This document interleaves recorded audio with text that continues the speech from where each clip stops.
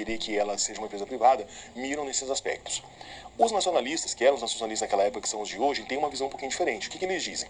A Petrobras pode até ter problemas, mas então que se melhore a administração da Petrobras, que se combata os casos de corrupção, porque o petróleo seria algo aí estratégico para o país, então entregar essa riqueza para outras empresas que têm outros interesses não seria muito interessante, e que o dinheiro arrecadado pela Petrobras, uma vez que é uma empresa que não visa somente o lucro, lógico que ela tem lucro, mas ela visa também um controle de uma riqueza do país e um investimento em vários setores, é providencial ao país. Se ela fosse vendida, esse lucro seria só colocado na mão de outras pessoas. Então percebam que hoje a gente consegue fazer um debate bastante profícuo dos dois lados, naquela época também.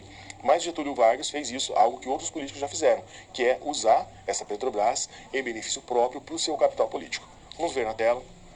Essas duas imagens são bastante simbólicas dos dois períodos, né? À esquerda nós temos a imagem em 1953, quando Getúlio Vargas criou a Petrobras, que ele vai lá, suja a mão de petróleo para mostrar que o petróleo é nosso, né? Imaginem o simbolismo do petróleo na mão do presidente. Na época da criação do pré-sal, né? Salvo engano, por volta de 2010, o presidente Lula faz a mesma coisa. Ele vai lá, suja a mão de petróleo, o capacetinho da Petrobras, para dizer que o petróleo é nosso novamente na criação do pré-sal.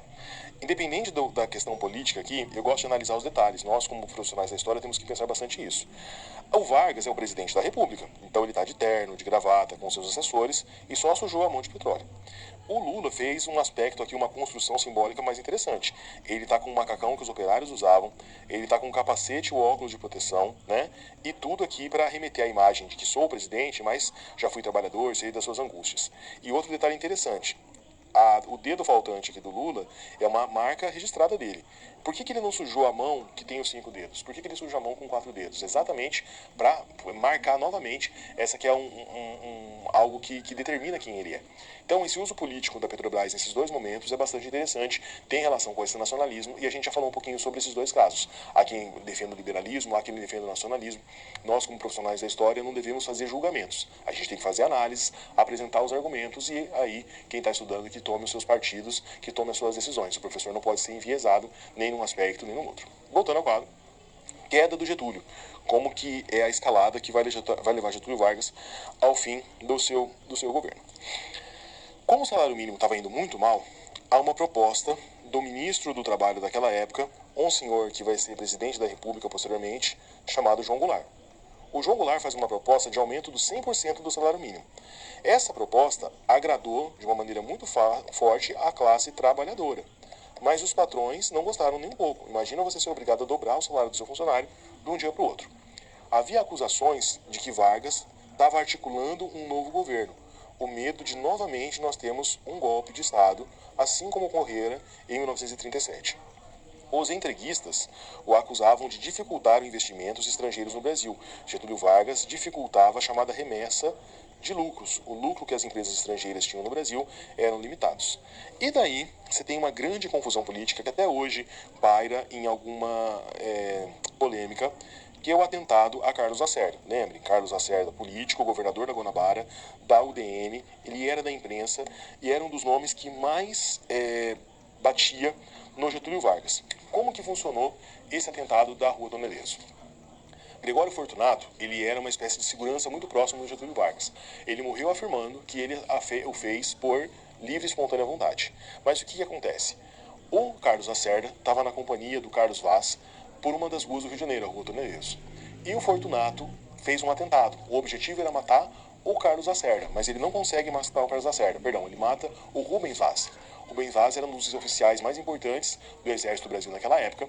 Ele era militar, muito embora crítico do Getúlio Vargas, mas naquele período os militares ainda apoiavam o Getúlio Vargas declaradamente, era um dos tripés de sustentação do seu governo. Esse atentado pegou extremamente mal. Por quê? O segurança, uma pessoa próxima do Getúlio Vargas, tentando matar um opositor. E sem querer, mata uma pessoa ligada ao Exército, que era uma das sustentações do governo. A partir desse atentado, você tem um manifesto das Forças Armadas, no qual eles declaram oposição ao governo Vargas, querem um esclarecimento urgente dessa situação e começam a cobrar, inclusive, uma nova renúncia do Getúlio Vargas. Então é a partir desse momento que cresce de uma maneira exponencial a ideia de que Getúlio Vargas tem que sair do governo. Crise econômica, crise financeira, debate nacionalistas e integristas e agora um assassinato. Então isso foi a gota d'água para que Getúlio saísse do governo em 1954. Voltando ao quadro. De novo, uma citação do Boris Falso, vocês vão perceber que eu uso bastante ele na aula, um dos historiadores importantes quando a gente analisa essa parte do Brasil. Ele diz o seguinte: diante das denúncias de corrupção e do assassinato do Major Rubem Vaz, corrijam aí por favor, gente, Rubem Vaz, a figura do presidente perdeu legitimidade. O clima de incerteza política vinha acompanhado de um aprofundamento das divisões das Forças Armadas.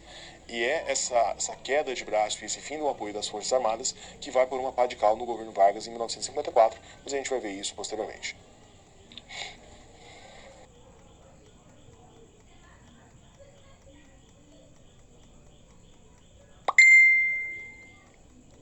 Crise e o fim do governo Vargas, o suicídio e a salvação política. A gente não pode brincar, na história a gente analisa os fatos. A gente não analisa o fato pelo fato, a gente faz toda uma contextualização. O se na história não existe, as possibilidades não existem, o que existem são os fatos. Mas a gente pode e é gostoso brincar com essas situações. Vamos imaginar que Vargas não tivesse cometido suicídio, que ele tivesse renunciado, ou que ele tivesse mesmo sofrido um golpe. Muito provavelmente, a imagem que nós temos hoje de Getúlio Vargas, quando eu falo nós, eu falo desse imaginário social coletivo, com certeza seria muito mais prejudicado. Não seria essa aura tão grande de Getúlio Vargas como um bom presidente. Isso é tão forte que vários ex-presidentes brasileiros, né, o Lula fez isso, o Temer fez isso, o Fernando Henrique, quando querem se comparar a um grande presidente, se comparam a dois caras, ao Getúlio e ao JK, mas mais ainda ao Getúlio. Então essa ideia é muito forte. Por isso que eu coloquei que o suicídio é a salvação política. Quando Getúlio Vargas comete suicídio, muitos dos seus opositores começam a ser questionados, começam a ser culpabilizados pelo que aconteceu. O Carlos Lacerda, que sofreu o atentado junto com o Rubem Vaz, que era uma voz ativa na oposição, teve que morar fora do Brasil. Ele foi morar no Uruguai, se autoexilou porque temia pela própria vida. Então, aquela ideia que no Brasil a gente até faz uma brincadeira, olha, a pessoa morre e vira um santo. Com a trajetória política de Getúlio Vargas foi algo parecido. Muitas das críticas que se faziam a ele, porque ele foi um ditador, porque ele perseguiu muitas pessoas, teve gente que foi presa, torturada por conta do Getúlio Vargas.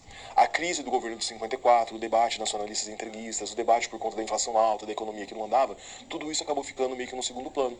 E o suicídio elevou aí a categoria do Getúlio Vargas a um novo patamar, a categoria política do Getúlio Vargas. Vamos ao quadro. Aqui nós vamos trabalhar com algumas imagens que são interessantes e simbólicas desse período.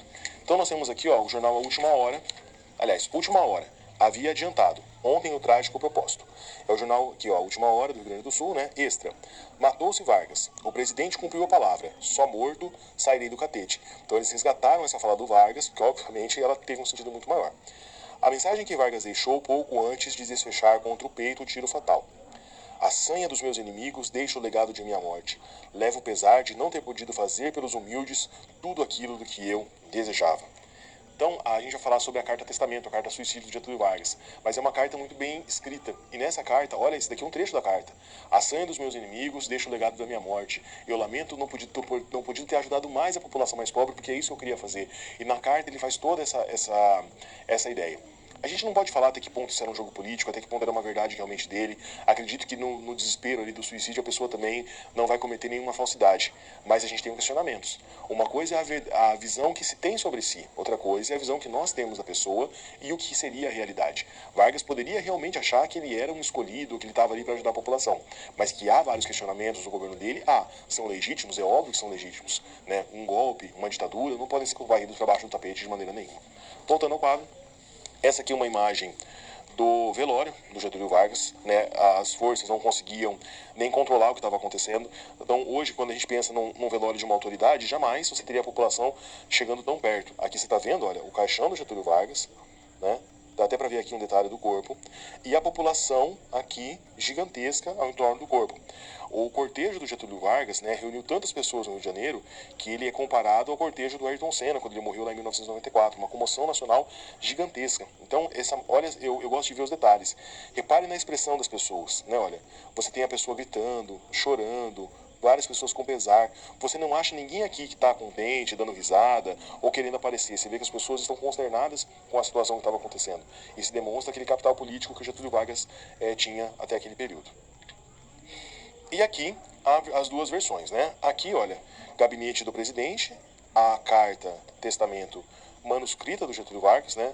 A gente não consegue, por conta da grafia, o português daquela época, ler tudo, né? Mas aqui fica claro, né? Ó, deixo a sanha dos meus inimigos, o legado da minha morte, que é o mesmo trecho que a gente viu lá no jornal O Extra, do jornal Extra, né? Ó, depois fica mais complicado da gente ver. Aqui está falando, olha, a mentira, a calúnia e por aí vai.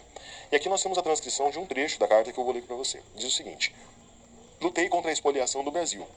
Lutei contra a expoliação do povo. Tenho lutado de peito aberto. O ódio, as infames e a calúnia não abateram meu ânimo. Eu vos dei a minha vida. Agora ofereço a minha morte. Nada receio. Serenamente dou o primeiro passo no caminho da eternidade e saio da vida para entrar na história. Então, uma frase forte, uma frase de efeito, e realmente foi cumprido, né? Deixa os livros de história e realmente Vargas saiu da vida para entrar na história que nós estudamos até hoje. Vamos à nossa segunda situação-problema. O petróleo ainda é nosso? Por que a Petrobras foi fundada sem participação estrangeira, tendo em vista os benefícios técnicos e financeiros que essa relação poderia ter trazido? À época, o Brasil não tinha nenhuma tecnologia para explorar petróleo. Tudo foi criado quase que do zero. Então, se você parar para pensar de uma maneira mais lógica, poderia ser racional. Olha, vamos trazer uma empresa estrangeira com mais expertise, com mais conhecimento, para que se faça essa exploração do petróleo, para que não onere o Estado. A gente cria leis aqui para que o dinheiro fique investido no Brasil. Poderia ter feito alguma situação. Mas a ideia da criação da empresa própria de petróleo tem muita relação com o capital político, com o nacionalista, do que realmente, né, uma decisão puramente técnica. Você tem técnica e componente político colocado nesse período. Voltando ao quadro. É possível responder essa pergunta a partir do estudo da política econômica interna e externas do governo Dutra e Vargas nas décadas de 40 e 50 e da análise dos grupos em disputa naquele contexto. Então, quando fala dos grupos em disputa naquele contexto, obviamente estamos falando dos nacionalistas, entreguistas, estamos falando de como que esses recursos iam ser geridos no Brasil, e a gente tem que sempre colocar em perspectiva o contexto internacional, né? Nós estamos aqui no período da Guerra Fria, influência norte-americana, até que ponto essa influência é positiva e negativa. Olhem as repúblicas da América Central, que eram conhecidas como República das Bananas, por conta da exportação da fruta, mas também por conta da grande influência norte-americana naquele período. Então, todo esse contexto era bastante conturbado e deve ser colocado em questão quando a gente faz análise desse período. Voltando ao quadro. A disputa pelo controle do petróleo brasileiro foi a pauta de grande parte das décadas de 30 e 50, principalmente. A discussão sobre a abertura para o mercado internacional esteve em pauta naquelas décadas e, em alguma medida, permanece na atualidade, com o pré-sal. A gente teve uma discussão muito grande, um boom com relação a esse pré-sal, a ideia de que da autossuficiência de petróleo, de novos investimentos, e a gente viu que depois que essa bolha estourou, as coisas não eram bem assim.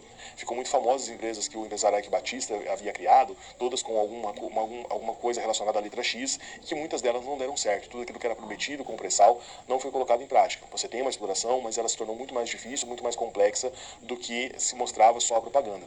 Então essa ideia de técnica, política, os interesses que escusos que muitas vezes apareciam naquela época da Petrobras, apareciam até hoje. Né? Você pode, deve pesquisar, se inteirar, ter essa sua relação com relação à Petrobras. Mas é fato que é uma discussão interessante e que tanto os nacionalistas como os entreguistas ou o pessoal do liberalismo econômico ou mesmo aqueles que são ligados à ideia do controle estatal têm os seus argumentos e todos eles aí são interessantes e profícuos para a gente fazer uma discussão. Vamos agora para o nosso segundo momento de interação, que é o seguinte. Como podemos justificar a enorme comoção nacional causada pelo suicídio de Vargas? Pense e reflita, eu volto alguns instantes com a resposta.